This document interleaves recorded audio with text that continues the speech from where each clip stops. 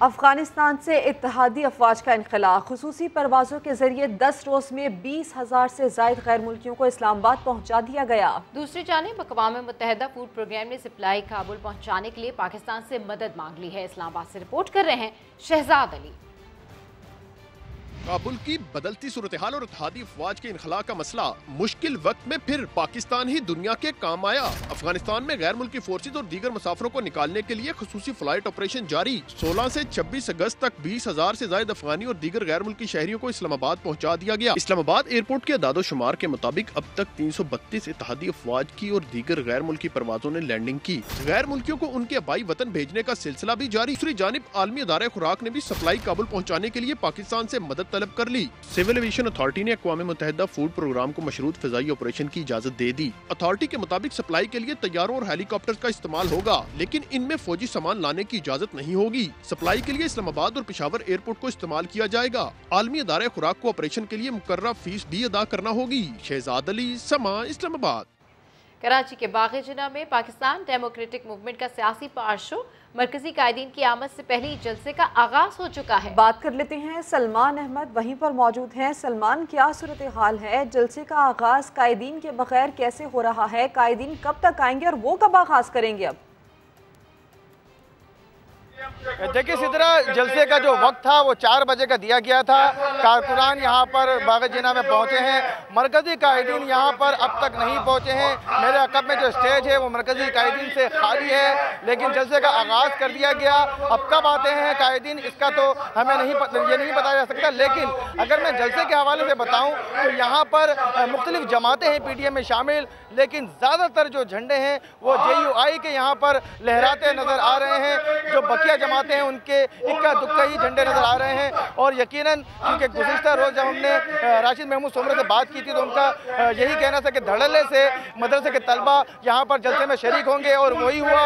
यहाँ पर ज़्यादातर तादाद जो मदरसे के तलबा हैं उनकी देखी जा रही है। इसी वजह से जो JUI के झंडे हैं वो यहाँ पर भरमार नज़र आ रही है, लेकिन दीगर जमातों के लगता है कारकुनान कराची के जलसे में नहीं पहुँचे हैं। यहाँ पर खिताबात का सिलसिला जारी है, लेकिन जो सूबाई सिंध से ताल्लुक़ रखने वाले जो रहनुमा हैं वो खिताब कर रहे हैं मुख्तलिफ़ जमातों के, लेकिन मरकज़ी कायदीन जिनमें मौलाना फजलुर रहमान है जो कि सरबरा है PTM के, वो नहीं पहुँचे। शहबाज शरीफ नून लीग से रहनुमा, नून लीग के सदर, वो नहीं पहुँचे। इसके अलावा जो दीगर जमातों के मरकज़ी कायदीन हैं वो जलसे गाह में नहीं पहुँचे हैं। और यहाँ पर जो कारकुनान की आमद का सिलसिला जारी है, लेकिन जो दावा किया गया था कि 1 लाख कुर्सियाँ लगाई गई हैं, तो यकीनन उन 1 लाख कुर्सियों में भी जो है वो शुबे पाया जाता है कि 1 लाख कुर्सियाँ, क्योंकि ये एक बाग़ जिना का जो ग्राउंड है, मैं आपको बताऊं कि बहुत बड़े रकबे पर मुहित है। लेकिन अगर ये कहा जाए कि बाग़ जिना का जो आधा ग्राउंड है उसमें सिर्फ ये पंडाल सजाया गया है ताकि तादाद भी ज़्यादा दिखाई जा सके।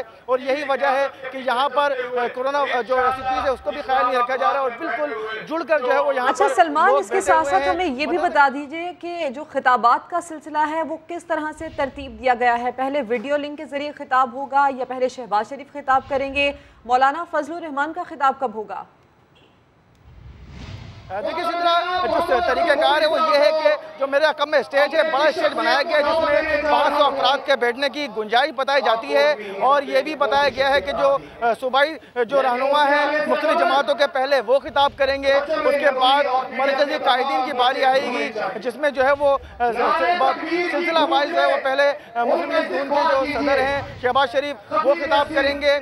वीडियो लिंक पे जो है वो मरियम नवाज का जो है वो जो कहा जाता है कि वो भी वीडियो लिंक पे खिताब करेंगे। इसके बाद आखिर में मौलाना फजलुर रहमान जो PTM के सदर हैं वो यहाँ पर जो है वो जल्द से खिताब करेंगे। यहाँ पर जो है वो खिताबात का सिलसिला जारी है और कारकुनों का लहू गरमाने के लिए यहाँ पर नारे। ठीक है सलमान, आपने हमें अपडेट किया, अब तक के लिए आपका शुक्रिया। आपसे मजीद भी इत्तलात लेते रहेंगे। तो PTM तो बिखर गई, फजलुर रहमान की जमात भी एक बयानी पर मुत्तफिक आ रही। JUI के रहनुमा राशिद सोमरो ने PTM की तरफ से फैसला सुनाया कि आज के जलसे में खवातीन शरीक ना हो, मगर मौलाना फजलुर रहमान ने इसकी तरदीद कर दी। कहने लगे ऐसा कोई फैसला नहीं हुआ, खवातीन आएंगी। ऐसे PTM की जमातों ने फैसला किया है कि जलसे में खवातीन नहीं होंगी। जलसा जरूर मगर खवातीन दूर। कतन ऐसी कोई बात नहीं है, खवातीन आएंगी जलसे में पीडीएम का इख्तलाफ दूर करते करते क्या मौलाना फजल रहमान की अपनी जमात में इख्तलाफ हो गया? जलसे में खवातीन नहीं होंगी।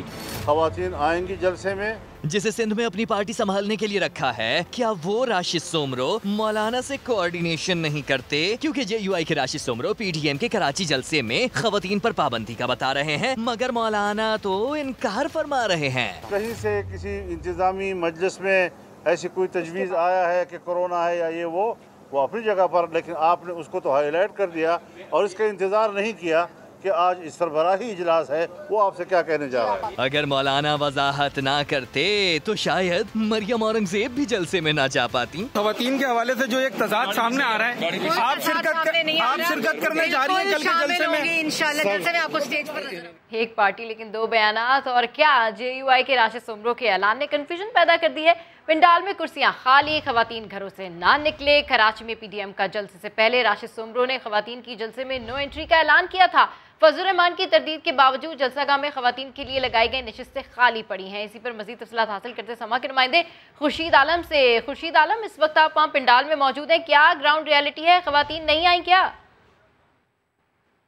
बिल्कुल मेरे बाएं जानिब जो सफ़ेद कुर्सियां नजर आ रही हैं आपको, ये इनक्लोजर मखसूस किया गया था खवातीन के लिए, और मुंतजमीन ने कहा था कि ये कुर्सियां खवातीन के लिए रखी गई हैं। ये हिस्सा जो खवातीन के लिए मखसूस किया गया था, यहाँ अब तक कोई खातून नहीं पहुँची हैं। अंसारुल इस्लाम के कारकुन तो बैठे हुए हैं, खवातीन अब तक यहाँ नहीं पहुँची हैं। अभी तक मरियम औरंगजेब भी यहाँ नहीं पहुँची हैं, मुस्लिम लीग के दीगर रहनुमा भी नहीं पहुँचे हैं, और जो सूबाई कायदीन है उनकी आमद का इंतजार है। लेकिन ये जो इनक्लोजर है जिसमें तकरीबन 200 से ज़ायद कुर्सियाँ लगाई गई थी, ये अब तक खाली हैं, और अब तक यहाँ पर खातून कारकुन या मुख्तलिफ खवातीन रहनुमा नहीं पहुँच सके।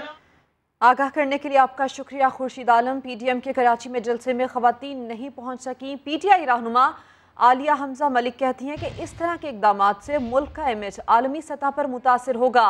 PTI इस इकदाम की शदीद मजम्मत करती है।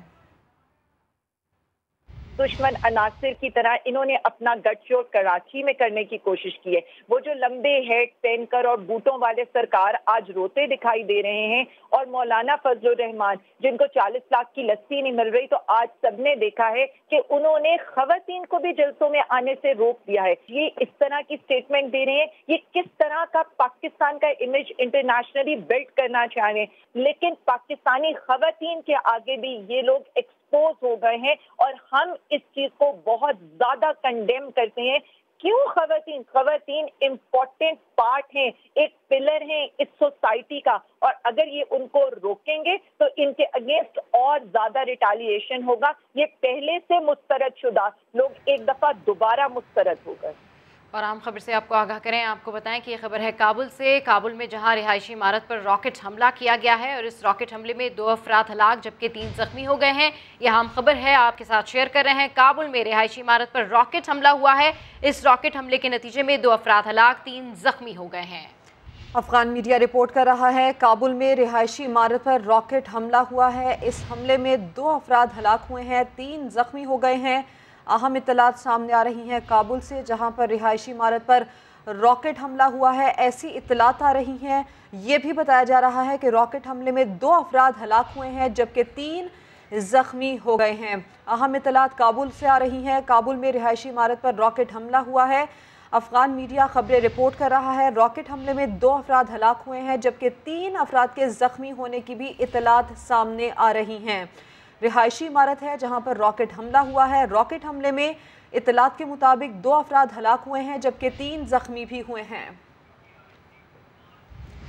खबरों के सिलसिले को आगे बढ़ाते हैं। पीडीएम कराची में किसके खिलाफ जलसा कर रही है? वहां तो पीपल्स पार्टी की हुकूमत है। मुआविन खुसूसी शहबाज गिल का सवाल, कहा ऐसा लग रहा है कि सारा महाज पीपल्स पार्टी के खिलाफ सजाया जा रहा है। जलसे में खवातीन को शिरकत की इजाजत ना देने के मामले पर मरियम नवाज क्यों खामोश रही? उन्हें पार्टी ओहदे से मुस्ताफी हो जाना चाहिए।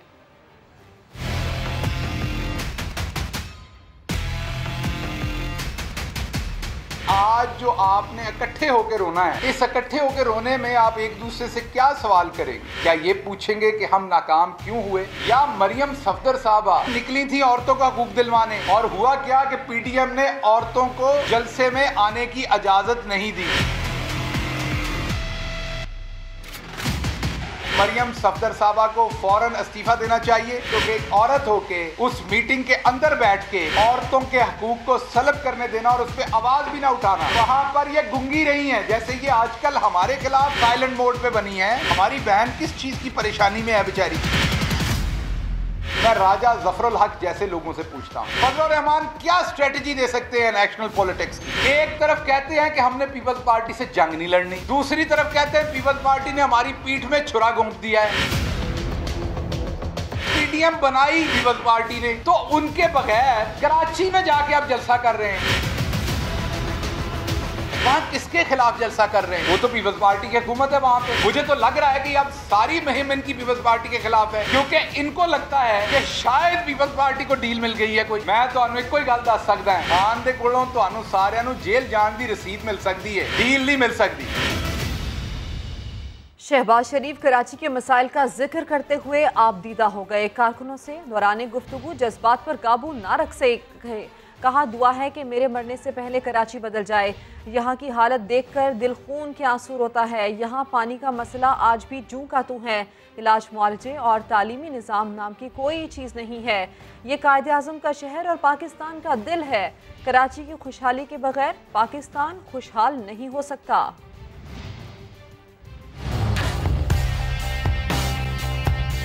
पानी का मसला आज भी जूं का तूं है और एजुकेशन और इलाज मुआवजे के लिए कोई नाम की चीज मुझे बहुत तकलीफ है। मैं आपको सद के दिल से कहना चाहता हूँ कि मेरी अल्लाह से दुआ है कि मेरे मरने से पहले कराची शहर बदल जाए।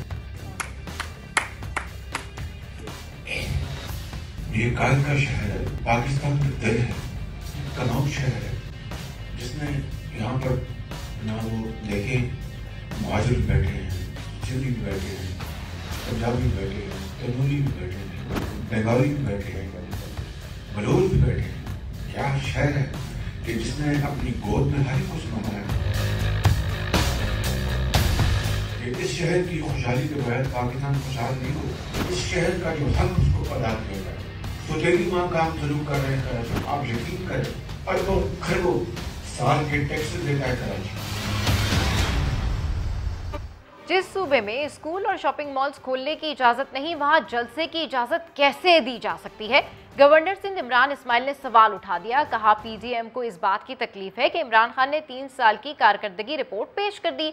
आज शहबाज शरीफ मगरमच्छ के आंसू बहा रहे हैं। उन्होंने अपने दौर में कराची के लिए क्या किया? इमरान इस्माइल कराची में तकरीब से खिताब कर रहे थे। जलसा हो रहा है, उसका कंपैरिजन आपको करना चाहिए कि जहाँ सिंध में स्कूल बंद कर दिए गए हैं, सिंध में रेस्टोरेंट बंद कर दिए गए हैं, सिंध में मॉल्स और शॉपिंग के ऊपर पाबंदी है, वहाँ पर जलसे की आज़ादी कैसे दी जा रही है? ये सारी तकलीफ सिर्फ इस चीज़ की है कि वज़ीर आज़म ने अपनी 3 साल कारकर्दगी की रिपोर्ट पेश की है। ये आज शहबाज शरीफ आके जो मगरमच्छ के आंसू यहाँ बहा रहे थे कराची के हालात देखकर, जब अपनी हुकूमत थी, जब इन्होंने क्या किया कराची के साथ? तो कराची तो सिर्फ एक ऐसी जगह बन गई है कि जहाँ पर आके इसके ऊपर अफसोस करें, हाथ उठा के अल्लाह से दुआ करें कि तू ही ठीक कर दे, बिकॉज हमने तो करना कुछ नहीं इसके लिए। और खुली कचहरी या किसी बादशाह का दरबार? कराची में वज़ीर आला सिंध ने कचहरी लगाई, अवाम को बुलाया, लेकिन सवाल करने की इजाज़त किसी को ना मिली। शहरियों ने तंग आकर एहतजाज शुरू कर दिया। शहरी वीआईपी लाइन क्रॉस करके आगे बढ़ गए। बदनज़मी को पुलिस एहलकार कंट्रोल करने में नाकाम हुए तो डीआईजी और एडमिनिस्ट्रेटर कराची को मैदान में आना पड़ा।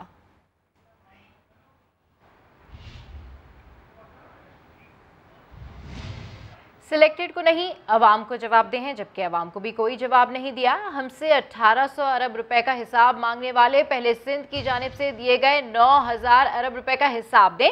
वज़ीर आला सिंध मुराद अली शाह विफाक पर बरहम, कहने लगे जवाब ना दिया तो इलेक्शन में जवाब लेंगे।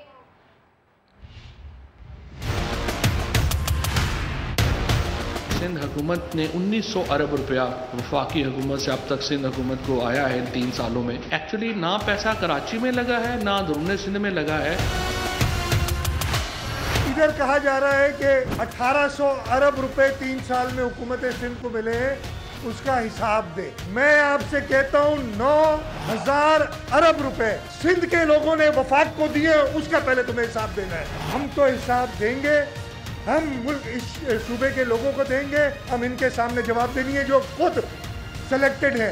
आटा, चीनी, दाल, दूध, इनकी कीमतें कहां से कहां पहुंच गई हैं, दुगनी तिगनी हो गई है। लेकिन इनको सिर्फ अपना जश्न मनाने की जरूरत थी। हम कोई जश्न नहीं मना रहे। चेयरमैन पीपल्स पार्टी बिलावल भुट्टो जरदारी खैरपुर में वर्कर्स कन्वेंशन से खिताब कर रहे हैं। नाइंसाफी है, वो पख्तूनख्वा के साथ भी नाइंसाफी है, वो हमारा पंजाब के साथ भी नाइंसाफी है। जब एक सूबा के साथ नाइंसाफी होता है तो पूरा पाकिस्तान से नाइंसाफी होता है। आपको आवाम ने आईन दिलवाया था, उस आईन ने आपको हुकूक दिलवाए थे। हमने ये नहीं बर्दाश्त किया कि कोई जिया आकर आपसे ये हुकूक छीने। हमने ये भी बर्दाश्त नहीं किया कि कोई मुशर्रफ आके आपसे आपके हुकूक छीने। तो हम ये क्यों बर्दाश्त करें कि कोई कठपुतली इस्लामाबाद में बैठे और आपके हुकूक पे डाका मारे।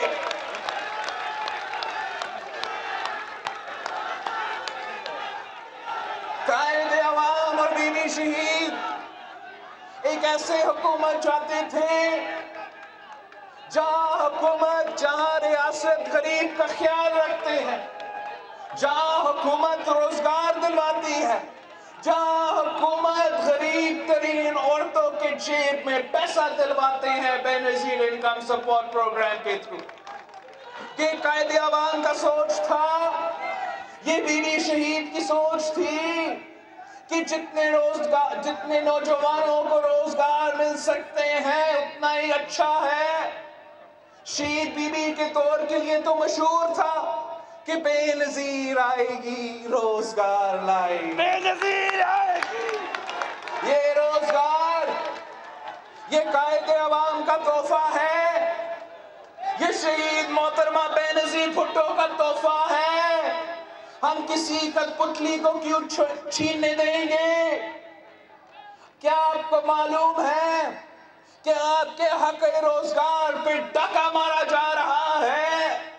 वही इमरान, वही सिलेक्टेड जो दावा करता था कि मैं 1 करोड़ नौकरियां दिलवाऊंगा, उसी इमरान ने जिनके पास रोजगार था उनसे भी रोजगार छीना है।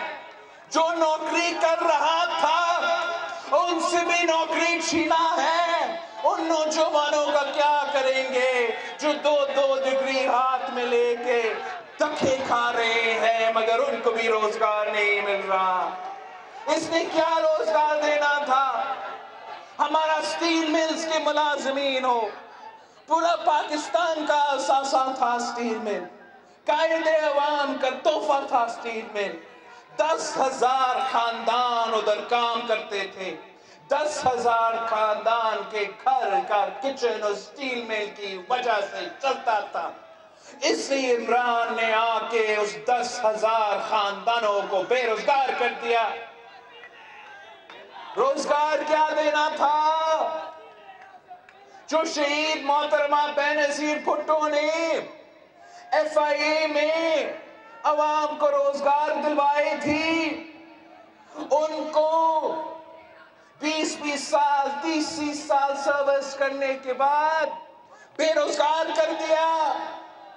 क्या 1 करोड़ नौकरियां देना था? जो आपका सिंध पब्लिक सर्विस कमीशन है वो एक साजिश के तहत बंद पड़ा हुआ है। आपको मालूम है कि हर सूबा में पब्लिक सर्विस कमीशन होता है, मगर एक ही सूबा में पब्लिक सर्विस कमीशन पे ताला लगा हुआ है। एक ही सूबा के नौजवानों को रोजगार से महरूम रखा जा रहा है, उनके मुस्तकबिल के साथ खेला जा रहा है। ये किस किस्म का मजाक है सिंध के अवाम के साथ? ये किस किस्म का मजाक है यहाँ के नौजवानों के साथ? जिनके पास रोजगार था, जिनके पास रोजगार है, उनका रोजगार खतरा में है। जो पिछले साल इस साल रोजगार का एप्लीकेशन डाल सकते थे, रोजगार मिल सकता था, उनको भी मौका नहीं मिलेगा। इस मुआशी बहरान में जब हुकूमत का काम है रोजगार दिलवाना, हम पूछते हैं इमरान से कि वो क्या कर रहा है अवाम को रोजगार दिलवाने के लिए। शहीद मोहतरमा बेनजीर भुट्टो ने शहीद मोहतरमा बेनजीर भुट्टो ने 16,000 से ज्यादा खानदानों को रोजगार दिलवाई थी। उन 16,000 खानदानों को मियां साहब के दौर में 90 के दौर में बेरोजगार करवाया गया। फिर जब मरते होर सदर जरदारी का दौर था तो उन्हीं 16,000 खानदानों को पार्लियामान ने रोजगार दिलवाया था। पार्लियामान सुप्रीम इंस्टीट्यूशन है, कोई पार्लियामान को डिक्टेशन नहीं दे सकता है। अगर पार्लियामान ने रोजगार दिलवाया है तो कोई उनसे छीन नहीं सकता है। मगर अदलिया से एक अजीब फैसला आया है जिसका इंशाअल्लाह ताला हम अपील भी करेंगे और 16,000 खानदानों को बेरोजगार करवाया गया है। ये खानसान की 3 साल का कारकर्दगी है। 3 साल में करोड़ों नौजवानों को बेरोजगार करवा दिया है। ये किस किस्म का तब्दीली है? ये वही खान साहब है जिसने वादा किया था कि 50 लाख घर बनाऊंगा। याद है आपको, खान साहब ने वादा किया था 50 घर बनाएंगे, 50 लाख घर बनाएंगे। मैं आपसे पूछता हूं, खैरपुर भी पाकिस्तान का हिस्सा है, खैरपुर में कितने घर बने हैं? खान साहब ने कितने घर बनाए हैं?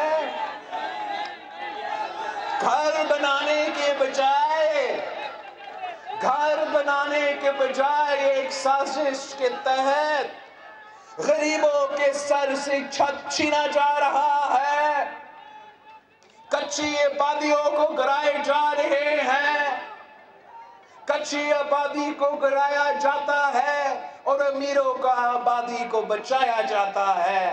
बनी गाला को रेगुलराइज करवाया जाता है, बनी गाला को रेगुलराइज करवाया जाता है और गुजर नाला में गरीब के मकान गिराए जाता है। ये है खान साहब की तब्दीली। 50 लाख घर बनाने थे, सिर्फ सिंध सूबे में 50 लाख से ज्यादा घरों खानदानों को बेघर करा दे दिए। और ये साजिश मुल्क भर में चल रहा है। हर सूबा में नाइंसाफी हो रहा है। जहां सिंध का नौजवान से रोजगार छीना जा रहा है, वहां पंजाब का नौजवान भी रोजगार के लिए रो रहा है। पख्तूनख्वा का नौजवान भी रोजगार के लिए तरस रहा है। बलूचिस्तान का नौजवान का भी रोजगार का हक है। ये बाकी जो जमातें हैं, ये बाकी जमातें रोजगार छीनते हैं, पाकिस्तान पीपल्स पार्टी रोजगार दिलवाती है। मैं आपको याद दिलवाऊं कि शहीद मोहतरमा बेनजीर भुट्टो पे एहतसाब कोर्ट में केस लगी थी। वजीर आजम को ट्रायल करवाया जा रहा था, वजीर आजम का पेशिये हो रहे थे, वजीर आजम को ट्रायल करवाया जा रहा था। किस बात की? जुर्म क्या था कि बीबी शहीद ने नौकरियां दिलवाई थी। याद है आपको, जब कोर्ट पे पेश होती थी, सवाल पूछा गया तो शहीद मोहतरमा बेनजीर भुट्टो ने उस वक्त भी कही थी कि अगर रोजगार देना जुर्म है तो मैं ये जुर्म बार बार करूंगा।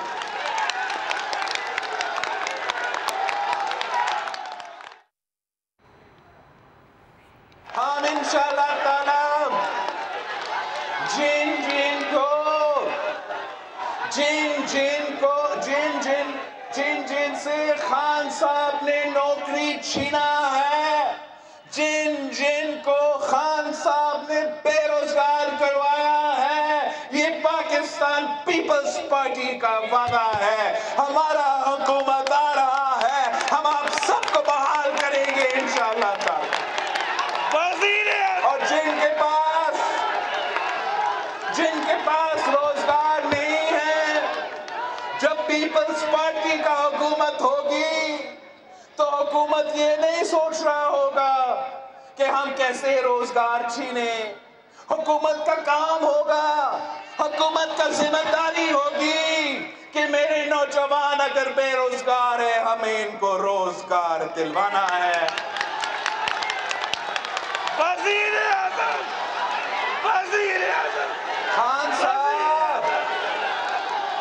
खान साहब ने जहां 18वीं तरमीम पे डाका मारा, जहां NFC अवार्ड पे डाका मारा, जहां आपके हके रोजगार पे डाका मारा, वहीं खान साहब आपके पानी के हक पे भी डाका मार रहा है।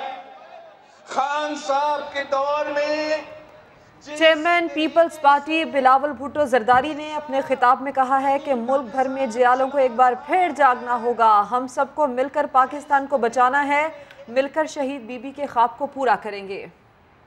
पिंडी में मूसलाधार बारिश से तबाही। हबीब कॉलोनी में 5 साला बच्ची बरसाती पानी में डूबकर जाँ बहक हो गई। नालालई में तुगयानी है, शहर के नशीबी इलाके भी ज़ेरे आब आ गए हैं। इसकी मजीद तफसीलात जानिए सदाकत अली की इस रिपोर्ट में।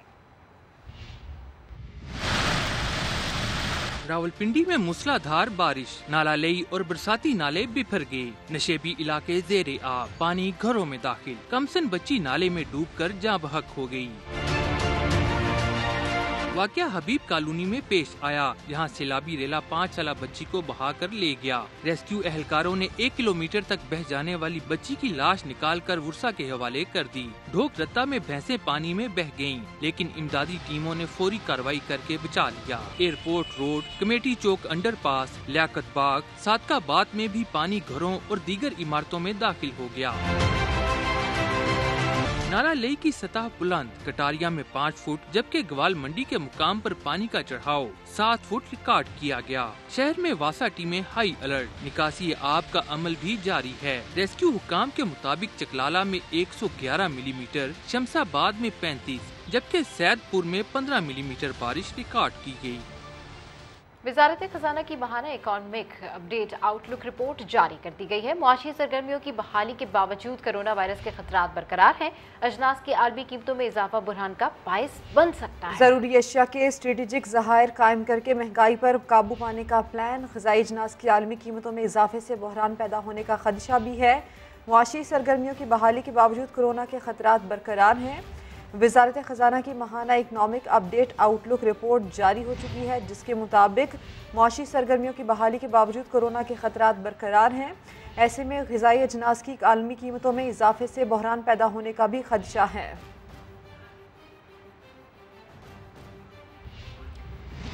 टोक्यो पैरालंपिक्स मुकाबलों में सिर्फ 2 पाकिस्तानी एथलीट्स हिस्सा ले सके। हुज़ैफा खान एक ऐसे पैरा एथलीट से आपको मिलवाएंगे जिसके दिल में पाकिस्तान की नुमाइंदगी की ख्वाहिश ज़रूर है, लेकिन मुआशी हालात इजाज़त नहीं देते। ज़रा देखिए। टोक्यो में सजा है पैरा ओलंपिक्स का मेला, जहां स्पेशल एथलीट दिखा रहे हैं एक्शन, लेकिन कराची में व्हीलचेयर टेनिस प्लेयर घर का पहिया चलाने के लिए सड़कों पर रक्षा चला रहा है।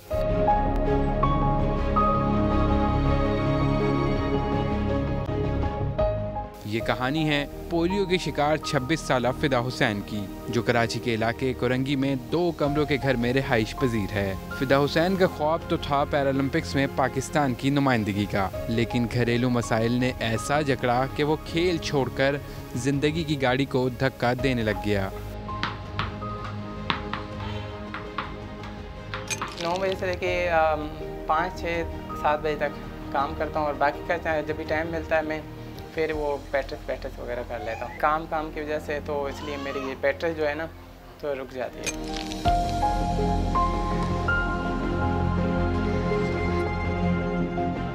कराची और सिंध की टीम्स की नुमाइंदगी करने वाला फिदा आलमी सतह पर खुद को मनवाना चाहता है, दुनिया भर की तरह पाकिस्तान में भी स्पेशल एथलीट्स को सहूलियात दी जाएं तो शायद पैरालंपिक्स में ही पाकिस्तान मेडल जीत जाए। फिदा हुसैन जैसे नौजवान इस चीज़ की जिंदा मिसाल हैं कि अगर हुकूमती सरपरस्ती हासिल हो तो ये बासलाहियत नौजवान ओलंपिक्स में मुल्क का नाम रोशन कर सकते हैं। कैमरामैन राशिद इशरत के साथ हुज़ैफा खान, समा, कराची।